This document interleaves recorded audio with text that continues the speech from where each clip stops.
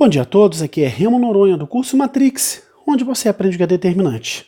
Vamos aí de física nuclear, mas bem tranquilo, somente noções para a gente começar a entender ou, sei lá, de repente despertar em vocês a curiosidade para estudar o assunto mais a fundo. Bem, antes de tudo, um esforço do Einstein era unificar todas as forças em uma só força, o que ele chamava de, se eu não me engano, teoria do campo unificado. Mas, atualmente, nós enxergamos as forças como 4 existentes. Primeira é a gravidade, ela é a mais perceptível, porque, apesar dela não ser tão intensa, ela vai trabalhar sempre com a possibilidade de atração em um nível macro, então ela é perceptível. E, para isso, os corpos têm que ter massa. Ela decai conforme o inverso do quadrado da distância, isso já foi discutido aqui. E num vídeo que eu fiz sobre gravidade, coloquei também que a gravidade pode ser enxergado como uma consequência da deformação do tecido do espaço-tempo devido à presença de um corpo massivo. Até fiz uma experiência lá para vocês enxergarem isso, né, num vídeo que a gente fez na praça, lá com a ajuda do Carlinhos, no qual a gente pega um pula-pula, um elástico, coloca uns pesos e mostra, se eu não me engano, uma bola de gude, como é que ela mudava de trajetória ao passar daquele pedaço do tecido deformado. Tá? Seria algo mais ou menos assim. A outra força é a eletromagnética. Nós discutimos também no canal que a gente não tem como desassociar a eletricidade do magnetismo. Apesar de ser mais intensa do que a força gravitacional, como ela é de atração e de repulsão, e se tratando de cargas elétricas, as quantidades são mais ou menos iguais, ela é menos perceptível, a não ser que você tenha equipamentos elétricos ou de efeito magnético que você possa perceber. Mas se você estiver andando, por exemplo, num campo, você não vê força elétrica e magnética acontecendo da forma que acontece a gravidade, por exemplo. Né? Isso devido ao fato de ser tanto de atração como repulsão. Ela é muito mais intensa que a gravidade e também decai conforme o inverso do quadrado da distância, no caso específico da força elétrica. E para pensar em termos de força magnética, a gente tem que pensar em cargas em movimento causando um campo magnético, e isso também já foi discutido no canal. Força nuclear fraca é muito peculiar, é a força que causa emissões de radiação gama, e hoje há esforços para se unificar essa força eletromagnética com a força nuclear fraca, que seria também uma coisa só. Finalmente, a força nuclear forte. Bem, se ela é um nome desses, né, há que se esperar que seja uma força intensa. Porém, ela tem um alcance muito pequeno em se tratando de espaço, ou seja, ela funciona no nível subatômico. E seria a força que explicaria o fato de você ter mais de um próton no núcleo.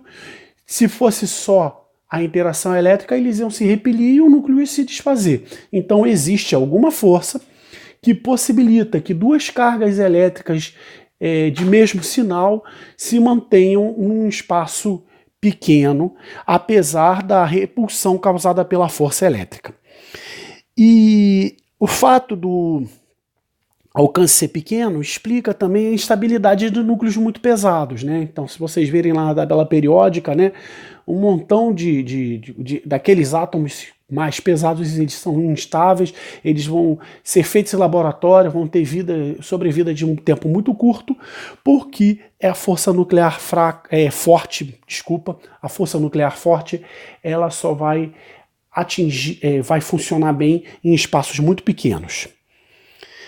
Bem, outra coisa que a gente pode falar é o seguinte: digamos que você queira saber o que tem dentro de uma maçã, como é que são os pedaços de uma maçã, e a única coisa que você tem é um muro. O que você faz? Taca a maçã no muro. Quanto mais força você tacar ela no muro, mais pedacinhos você vai ter, e você vai ter chance de ver os pedaços do que são feitos a maçã. Então, com essa ideia, foi criada a câmara de bolhas, que é basicamente um líquido transparente em uma determinada temperatura, sob uma determinada pressão, ao redor cria um campo magnético, no qual você joga partículas para se chocar com esse líquido e ele vai fazer algumas bolhas, né? E essas bolhas elas vão impressionar um filme fotográfico e conforme as características da partícula, elas vão marcar o filme fotográfico de maneira diferente.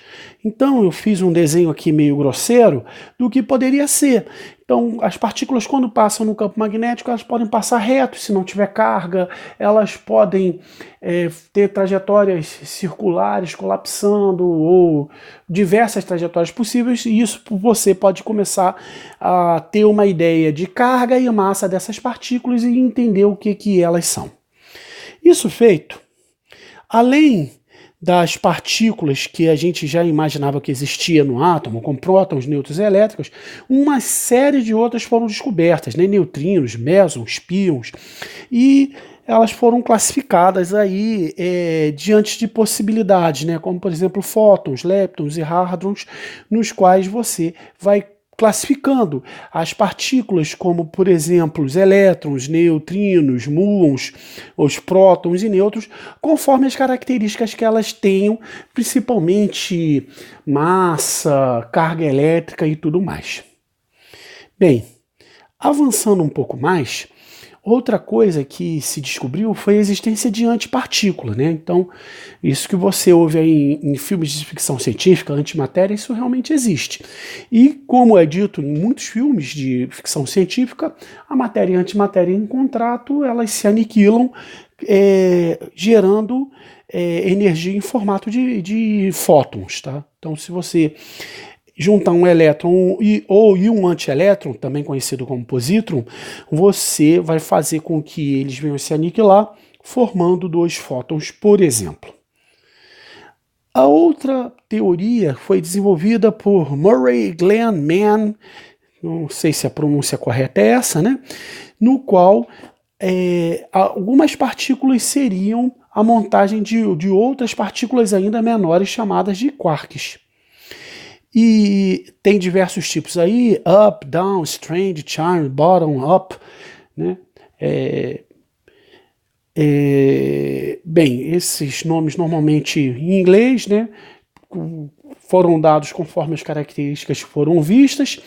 E eu deixei aqui como exemplo algo que caiu, se eu não me engano, eu não lembro se foi no Enem ou na UERJ, mas eu acho que foi no Enem, que seria a composição de um próton, por exemplo. Então, olha só, o próton é feito com duas partículas up, então tá aqui, ó, uma, duas, e uma partícula down, né? Ou seja, 3 quarks.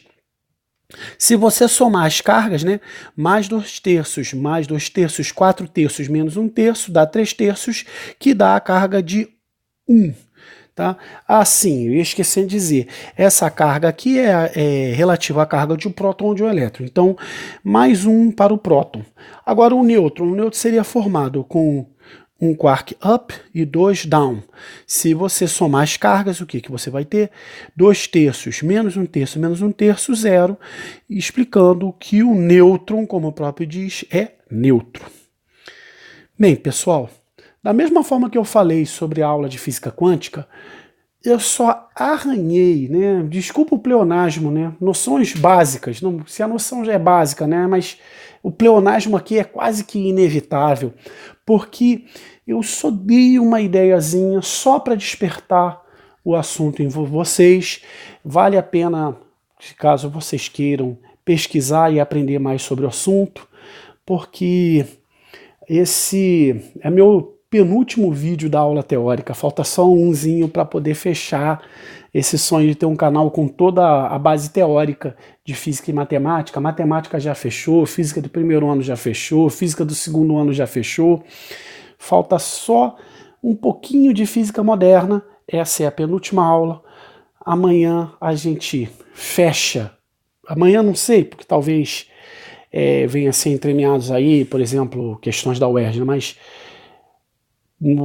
amanhã para mim, né? Porque não sei se vocês perceberam, eu gravo a aula e a aula vai ser publicada depois. Amanhã eu vou estar fazendo a última. E assim, eu fico muito feliz de ter completado essa missão e espero que eu esteja ajudando muita gente por esse Brasilzão afora aí a não somente aprender, mas também se interessar por ciências, né? Então, como sempre, meus caros, aquele abraço.